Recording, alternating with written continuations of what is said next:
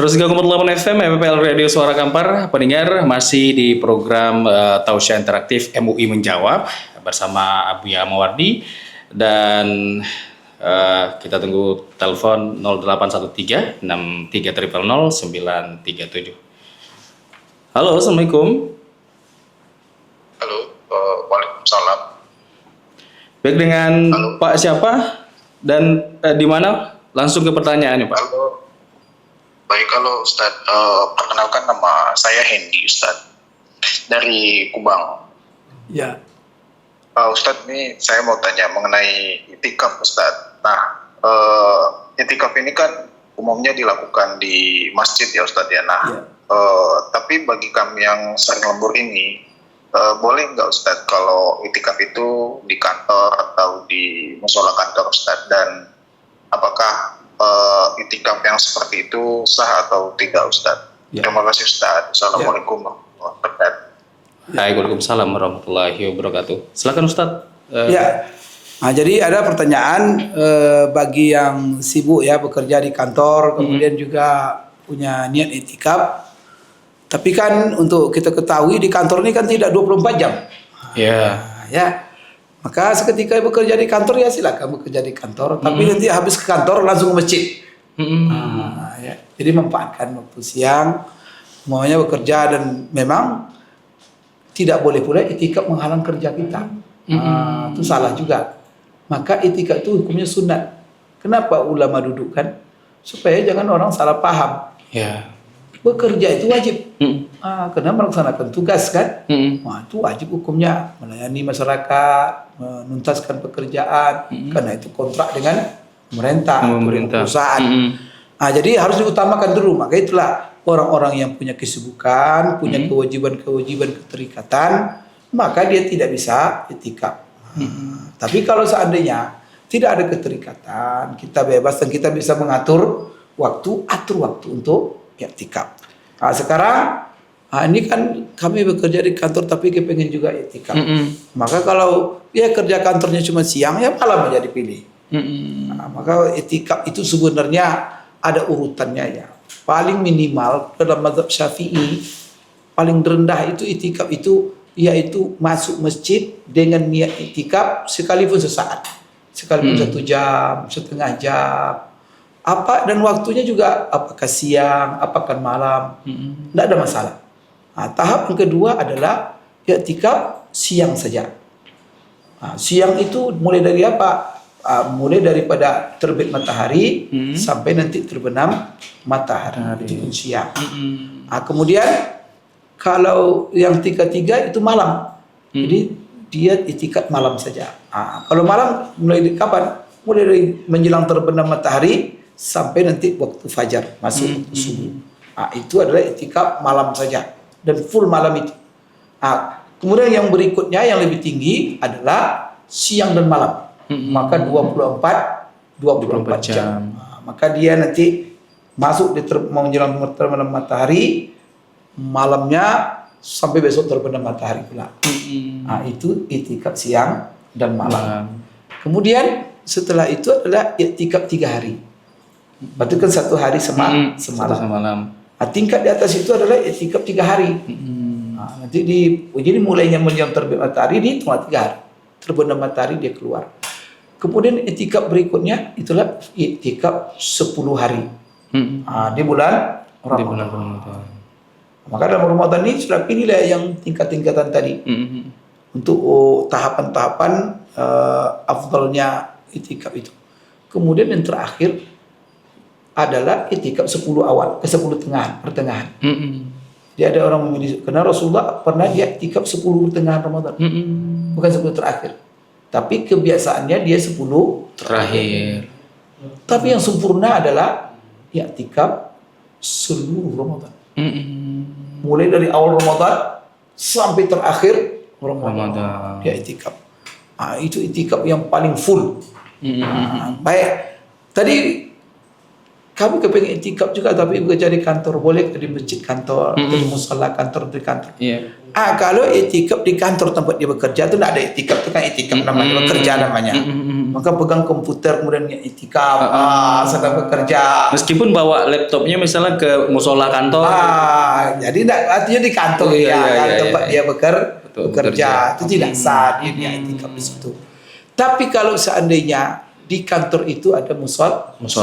Nah, kan musola kantor ini kan ada dua tipenya. Ada memang di kantor itu bangunan yang dikhususkan dibangun untuk tempat sholat.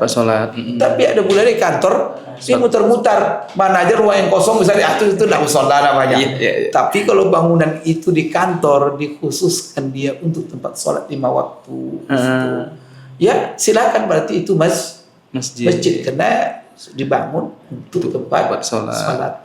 Tapi kalau cuma dia hanya sesaat tiba-tiba kadang-kadang dia jadikan, kadang-kadang itu tidak musola, tidak masjid maka di situ tidak sah niat itikaf, dan itu bukan masjid.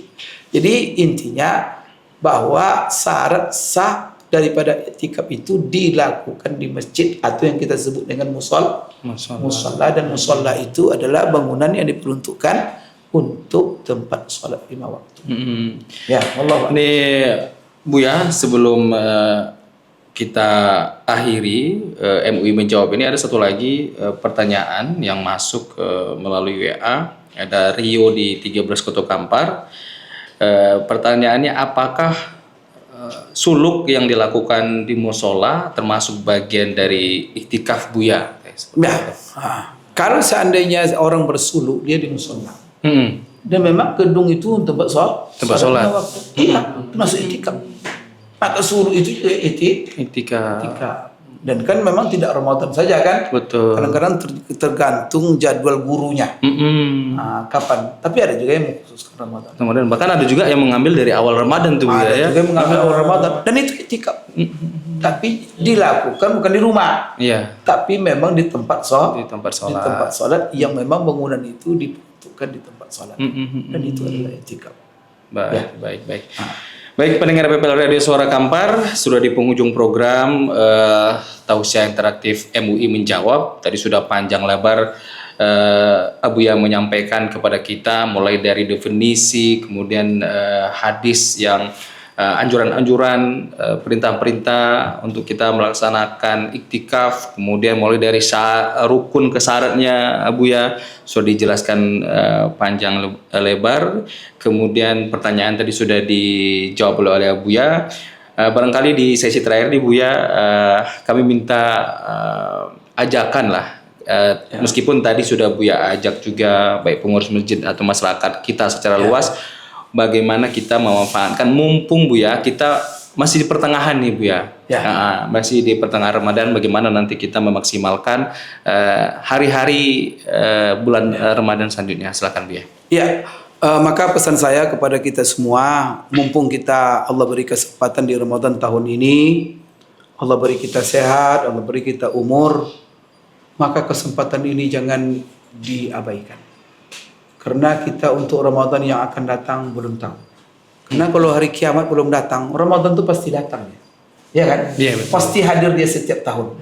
Cuman kan permasalahan dan pertanyaannya, ketika Ramadan itu hadir, kita masih di atas bumi atau sudah di dalam bumi? Di dalam bumi. Banyak orang yang bercita-cita Ramadan akan datang lah, Ramadan akan datang lah. Tak sampai Ramadan dia sudah duluan berangkat. Akhirnya tinggal tekad, tinggal niat. Tetapi ketika dia diberi kesempatan, dia abai, dia lalai. Maka anggap ini Ramadan terakhir. Maka caranya bagaimana kita supaya bisa sholat khusyuk, bisa maksimal Ramadan, maka anggap itu terakhir. Maka Rasulullah pesan, kalau kita mau khusyuk sholat, kuncinya satu aja. Sallu sholat muwaddi. Sholatlah kamu sebagai sholat terakhir. Coba bayangkan kalau seandainya malaikat mau datang sama kita, hai kamu setengah jam setelah zuhur ini nyawa kamu dicabut. Kira-kira sholat zuhurnya gimana? Allah. Itu lamu tuh ya. Satu rakaatnya lamu tuh. Artinya begitulah kita dalam melaksanakan ibadah itu. Maka anggap Ramadan ini. Tapi memang kita tidak tahu Ramadan datang kita masih bertemu atau tidak. Tidak ada jaminan ini. Tidak ada jaminan. Oleh karena itu anggap ini terakhir supaya kita bisa memaksimalkan. Ini mumpung pertengahan, mari kita pasang niat Maka salah satu ibadah yang luar biasa yang dianjurkan, dicontohkan oleh Rasulullah SAW adalah i'tikaf. Kalau bisa 10 terakhir full. Kalau tidak bisa sudah masuk masjid niatkan i'tikaf. Kalau bisa siangnya saja. Tapi rata-rata masyarakat kita buat malamnya saja. Malamnya saja umpamanya apa? Mulai setelah Isya tak ada juga masalah. Tapi janganlah sampai kita tidak melakukan ibadah ini. Kurang lengkap rasanya. Puasa kita lakukan, ya, sedekah kita perbanyak, doa kita lantunkan, ya, kemudian apalagi taklim, solat malam kita apakan, tinggal lagi i'tikaf. Maka Pak, mari kita sama-sama lengkapi ibadah-ibadah puasa kita dengan amalan i'tikaf. Dan i'tikaf ini hikmahnya banyak sekali untuk membersihkan jiwa kita, ya, dan juga untuk menyadarkan diri kita ini siapa. Kalau kita bermenung dalam masjid dan kita selalu ingat Allah, maka tahu kita siapa diri kita. Maka hilanglah sifat-sifat sombong, sifat angkuh. Kemudian hilanglah sifat-sifat tercela, tamak dunia. Karena kalau kita merenung, semua kita akan berakhir. Gimana pun kita sibuk, banyak duit terkumpul, rumah besar, mobil mewah, ujung-ujung dibungkus dengan kain kapan, masuk ke tanah. La ilaha illallah. Ketika itu rumah yang sudah capek kita buat, tak kita bawa ke dalam. Duit yang rekening gendut, takkan kita bawa lagi. Yang kita bawa cuma kain kapan. Apa yang kita bawa? Bersamaan dengan kita masuk itu nanti, cuma amal kita. Oleh karena itu, dunia bukan kesempatan cari duit banyak-banyak. Bukan hanya untuk mengumpulkan berkas-berkas untuk naik pangkat saja, tetapi mengumpulkan amalan. Karena itulah yang akan membersamai kita nanti setelah kita pisah. Dan ingat, dunia ini kita cuma sementara. Dan sebentar saja. Kalau ada di antara kita, Bapak Ibu, kita ini hidup berapa? Karena kata Allah, dalam Al-Quran itu berkali-kali Allah sebut, 1 hari di sisi Allah sama dengan 1000 tahun hitungan kita. Maka kalau ada kita berumur 1000 tahun, itu bagi Allah baru sehari kita hidup. Tapi kalau umur kita 80 tahun, berapa kita cuma di sisi Allah? 2 jam cuma. 2 jam. Masa 2 jam ini tidak sabar kita untuk memperbanyak maka mungkin kita pergi ke Jakarta 2 jam, maka sibuk bangun rumah. Padahal 2 jam cuma di situ. Maka orang bilang ini tidak normal. Maka dia akan akan banyak berbekal karena cuma 2 jam. Maka di Al-Quran banyak isyarat itu sebenarnya. Oleh karena itu mari kita manfaatkan Ramadan ini, memaksimalkan puasa kita, qiyamul lail kita, ibadah kita seperti sedekah kita. Ini kesempatan untuk bersedekah, ya. Bagi kesempatan untuk berbagi. Karena seluruh amalan kebaikan paling istimewa, dan jangan lupa amalan kita tutup dengan i'tikaf di 10 terakhir. Itu dapat saya sampaikan. Kemudian juga ada saya dorong kepada masyarakat, jangan lupa ya, jaga ketentraman, jaga keamanan, jaga ketertiban, ya, supaya semua kita ikut memajukan daerah yang kita cintai ini. Majukan. Karena kalau keamanan nyaman di mana-mana, maka pembangunan lancar. Tapi kalau ada kekacauan di mana-mana, banyak yang terhambat dan banyak energi yang hilang dan potensi-potensi kita yang sia-sia. Maka untuk menjaga keamanan itu ada satu kunci. Itulah tujuan daripada ibadah puasa dan seluruh ibadah, yaitu supaya kita mencapai nilai takwa. Allahu Akbar. Kita kepengen orang Kampar ini bertakwa semua. Masya Allah. Siapa pun dia. Kalau sudah begitu, maka negeri ini negeri yang penuh berkah. Baldatun thayyibatun wa rabbun ghafur. Mohon maaf para pemirsa, itu dapat saya sampaikan. Ya, lebih kurang saya mengucapkan selamat berpuasa Ramadan. Semoga Allah menerima ibadah puasa kita yang telah kita laksanakan. Amin. Dan kita masih diberi Allah kesempatan, kekuatan untuk melanjutkan puasa di hari-hari yang tersisa. Amin. Kemudian puasa kita diterima oleh Allah dan kita mendapatkan seluruh yang dijanjikan Allah dan Rasulullah dalam ibadah puasa kita. Amin amin ya rabbal alamin. Taqabbalallahu minna wa minkum salihal a'mal. Aqulu qouli hadza wa astaghfirullah li wa lakum. Subhanakallahumma rabbana wa bihamdik asyhadu an la ilaha illa anta astaghfiruka wa atubu ilaik. Assalamualaikum warahmatullahi wabarakatuh. Waalaikumsalam warahmatullahi wabarakatuh. Pendengar, itu tadi tausiah interaktif kita di program MUI Menjawab bersama Ketua Umum Majelis Ulama Indonesia Kabupaten Kampar, Buya Dr. Haji Mawardi M. Saleh LC MA, dengan tema fikih iktikaf. Terima kasih untuk yang sudah bergabung, yang sudah mendengarkan di platform manapun Anda mendengarkan siaran kami ini.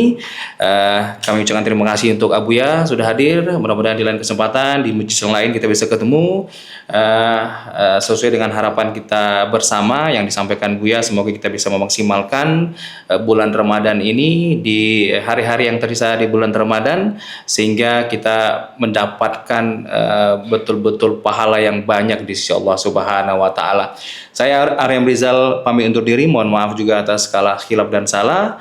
Kita ketemu di MUI Menjawab selanjutnya di program yang akan datang. Assalamualaikum warahmatullahi wabarakatuh.